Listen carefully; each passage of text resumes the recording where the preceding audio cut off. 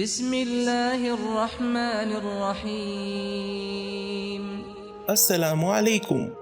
المصطفیٰ عالمی یونیورسٹی کے short term courses اور اسرا انسٹیٹیوٹ کے تعاون سے عقائدی شبہات اور ان کے جوابات آپ کے پیش خدمت۔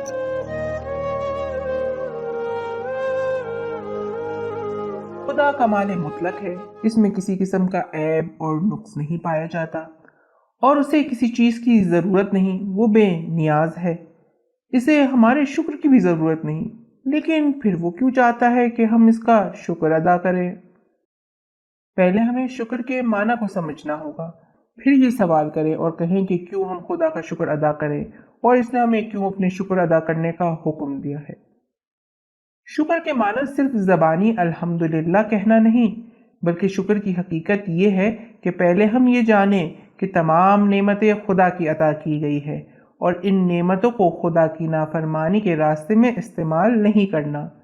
امام صادق علیہ السلام فرماتے ہیں کہ نعمت کا شکر حرام سے دوری کا باعث بنتا ہے۔ ہم چاہے شکر کرتے ہوئے اس بات کو مد نظر رکھیں کہ یہ سب خدا سے ہے، یا اس بات کو کہ ان نعمتوں سے ہمیں نافرمانی نہیں کرنی، دونوں صورتوں میں نفع خود ہمارا ہے۔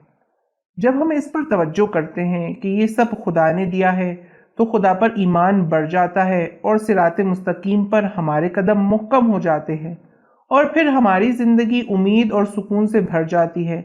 اب جب ہم الحمدللہ کہتے ہوئے اس بات کو مد نظر رکھیں گے تو فائدہ خود ہمارا ہے، نہ کہ خدا کا۔ اور جب شکر کرتے ہوئے اس چیز کی طرف توجہ کرتے ہیں کہ ہمیں خدا کی دی ہوئی نعمت سے حرام کام انجام نہیں دینا، تو ہم اس دنیا اور آخرت دونوں کے گھاٹے اور نقصان سے بچ جاتے ہیں۔ یہاں پر بھی فائدہ خود انسان کا ہی ہے۔ جب ہم نے شکر کی حقیقت کو پہچان لیا تو جو سوال ہم نے پوچھا تھا کہ کیوں خدا نے شکر کرنے کا حکم دیا ہے، وہ پیش ہی نہیں آئے گا۔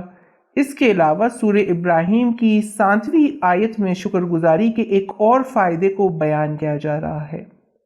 اگر شکر گزاری کرو گے تو تمہاری نعمتوں میں اضافہ ہوگا۔